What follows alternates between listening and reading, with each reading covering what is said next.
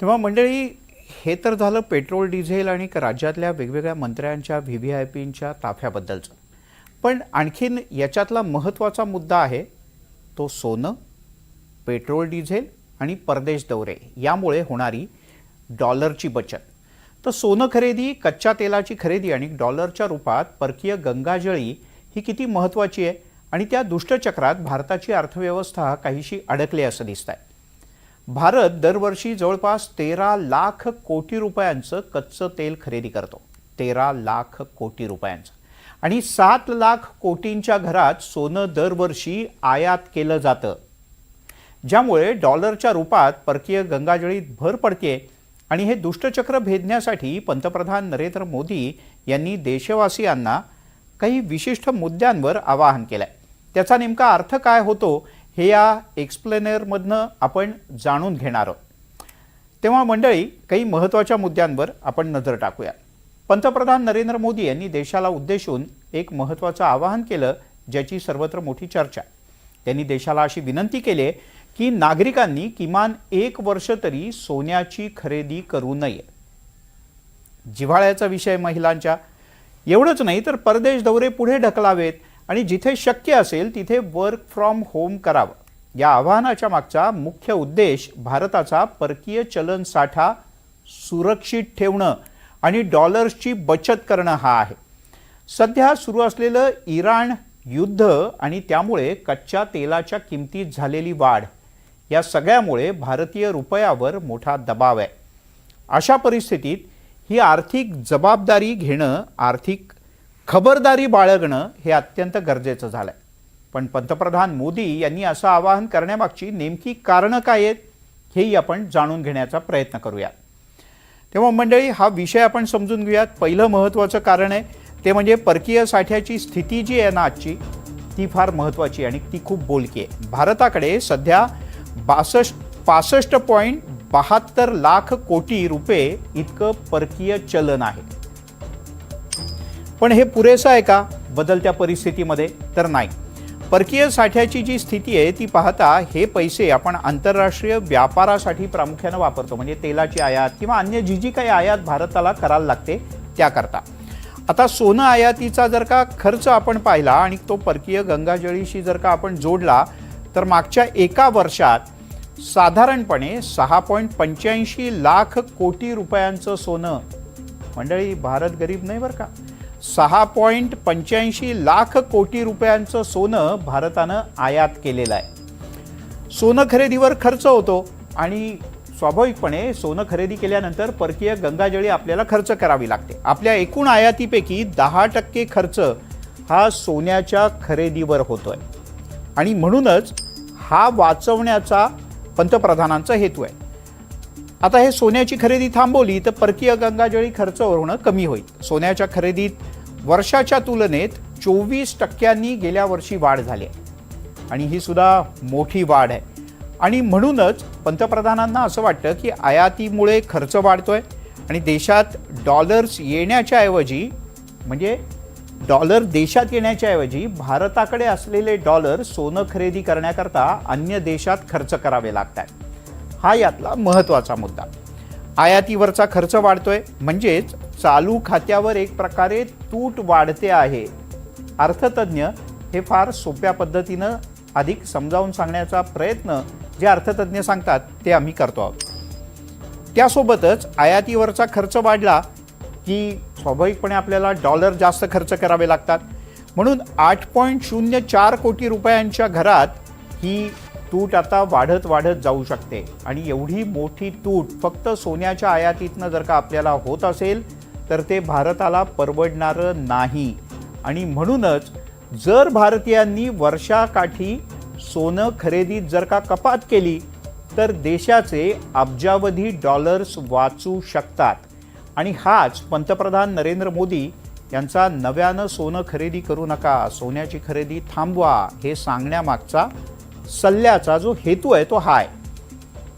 मात्र सोनं खरेदी थांबवल्यामुळे भारतातली अर्थव्यवस्था कशी काय बळकट होईल? आता तुम्हाला स्वाभाविकपणे हा प्रश्न पडेल, मी सोनं घ्यायचं थांबवलं तर देश कसा काय बळकट होईल? तेही आपण ग्राफिक्सच्या माध्यमातून जाणून घेण्याचा प्रयत्न करूया.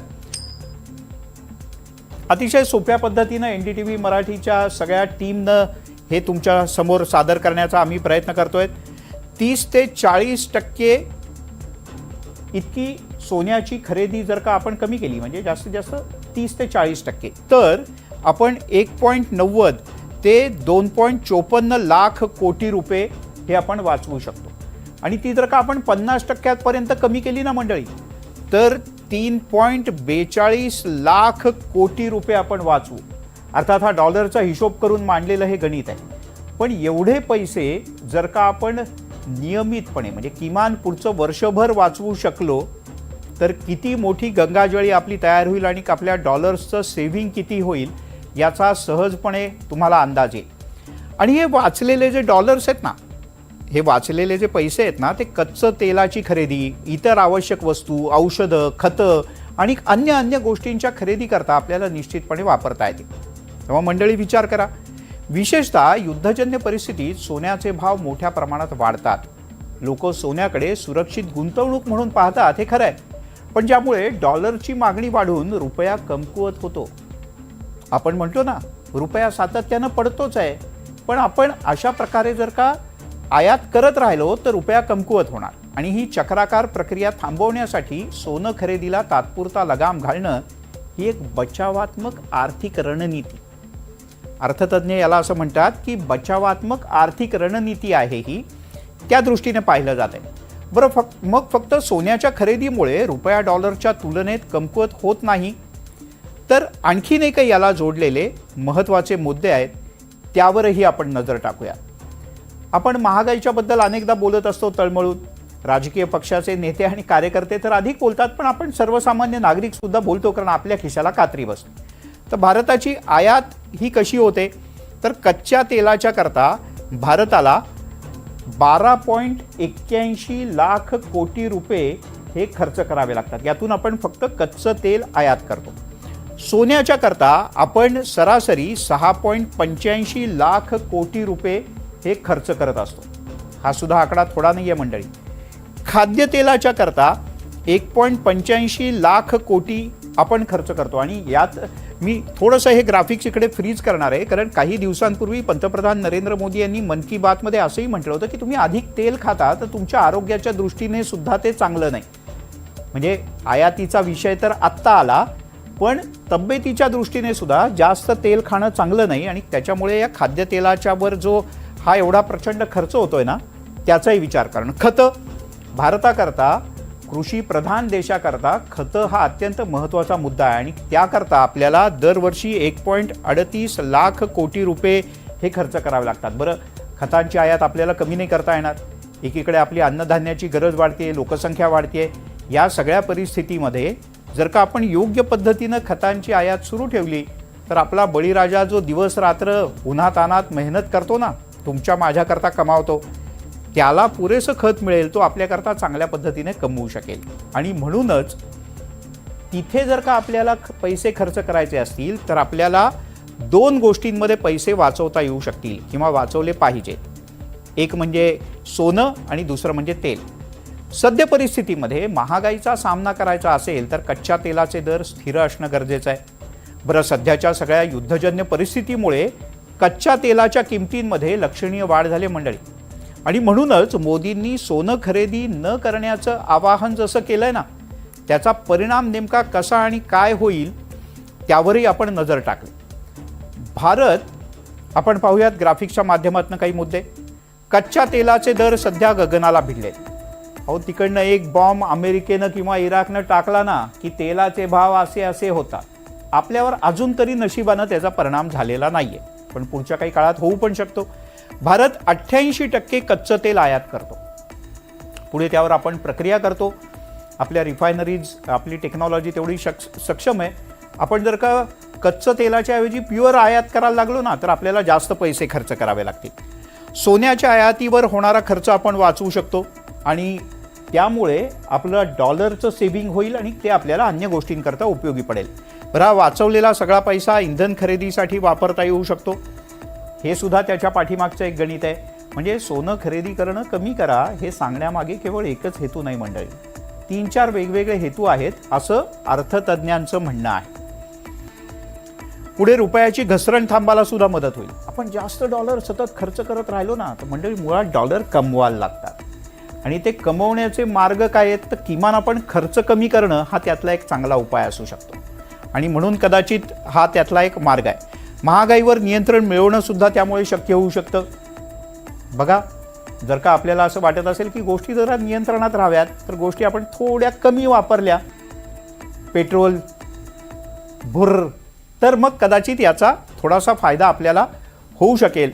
आपण सगळेजण मिळून याचा विचार करू शकतो. याच्यात देशात पक्ष कुठला आहे, काय आहे, मुळात माझ्या खिशाला जर का कात्री पडणार असेल आणि ती कात्री जर का पडणारी मला वाचवायची असेल तर कोण का असे ना सत्तेत, आपल्याला आपला विचार तर करायलाच लागेल.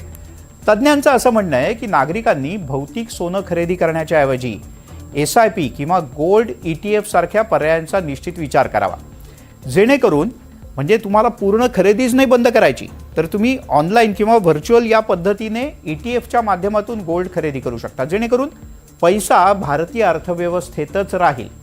आणि पंतप्रधानांच्या या भाषणामुळे केवळ सोनंच नाही तर इतर क्षेत्रांवर सुद्धा परिणाम झालाय बरं का. तुम्ही जर का नीट पाहिलं तर तुमच्या ते लक्षात येईल. प्रामुख्यानं परदेश दौरे, डेस्टिनेशन वेडिंग या सगळ्याच्या संदर्भात सुद्धा पंतप्रधानांनी आवाहन केलंय. हे जर का पुढे ढकललं, एक वर्षभर नाही केलं तर त्यामुळे विमान कंपन्या, ट्रॅव्हल एजन्सी, मोठ्या हॉटेल्सच्या व्यवसायावर परिणाम होण्याची शक्यता आहे. तसंच वर्क फ्रॉम होम आणि सार्वजनिक वाहतुकीच्या वापरामुळे इंधनाची मागणी कमी होऊन पेट्रोलियम क्षेत्रावर सुद्धा त्याचा प्रभाव दिसून येणार आहे. ही उपाययोजना कोणतीही भीती पसरवण्यासाठी नाही, आपल्यासाठी आहे. जागतिक संकट काळात देशाची अर्थव्यवस्था जर का भक्कम ठेवायची असेल ना तर त्यासाठी अशा प्रकारचा निर्णय केवळ पंतप्रधानांनी किंवा केंद्राने घेऊन उपयोग नाही तर आपल्याला तो निर्णय घ्यावा लागेल. या संदर्भात काही प्रतिक्रिया आले, आपण नजर टाकूया. पब्लिक ट्रान्सपोर्ट यूज करणं थोडंसं डिफिकल्ट आहे, कारण प्रायव्हेट ट्रान्सपोर्ट तुमचं टाईम वाचतं, तुम्हाला एक जागेपासून दुसऱ्या जागेवर सहज घेऊन जातं. पब्लिक ट्रान्सपोर्टमध्ये तुम्हाला you have to go from one place, ते मेट्रोपर्यंत जायचं त्याला रिक्षाला एक तर ते जास्त चार्जेस घेतात, 1 किलोमीटरचं पण असेल किंवा अर्धा किलोमीटर एक्स्ट्रा चार्जेस घेतात. तिकडनं परत तुम्हाला जर गर्दी असेल तर तुम्हाला भेटत नाही. बसेसचं पण तेच आहे. काय माहिती आहे का, पहिलं म्हणजे जे मोदींनी आवाहन केलं ते योग्यच आहे, कारण आता गाड्या सायकल चालवणे खूप अवघड आहे. पूर्वी मी 22 वर्षे सायकल चालवलेली आहे काय, पण आता एवढी गर्दी झाली आणि लोक ऐकत नाहीत, नो एंट्रीतनं काय बघत नाहीत, काय नाही, नियम पाळत नाहीत, काय नाही, हे महत्त्वाचं. आणि आपण समजा कोणाला काय विचारलं तर तुला काय करायचं आहे, 2 फोन करतात आणि लोकांना गुंडपोर असतात, बोलवून घेतात, कोणाला बोलायची लायकी राहिलेली नाही. तर आपल्याला ज्या जागेवरती जायचं आहे त्या जागेवरती आपल्या मेट्रो जाऊ शकत नाही काय, तर त्यासाठी आपल्याला आपल्या बाईक काढावं लागणार आहे. हां, आणि त्या बाईकसाठी आपल्याला पेट्रोल भरावं लागणार आहे. तर असं नाही की आपली ती मेट्रो आता आपल्या जागेपर्यंत नेऊ शकणार आहे. आपल्याला PMPL आहे बरोबर आहे, पण आता समजा माझी गाडी अमक्या ठिकाणी माझं दुकान आहे तर तिथपर्यंत जाणं मला थोडं हे वाटणार आहे. मग जे सामान्य माणसं आहेत त्यांना थोडं सूट द्या, आणि जे कामगार वर्ग आहेत त्यांना आहे ना मग बऱ्यापैकी आता समजा त्यांचे ऑफिस कुठं चालू आहेत, कुठं काय चालू आहेत, त्यांच्या जागेवर त्यांना सोय असेल त्यांना जे जाणं योग्य आहे.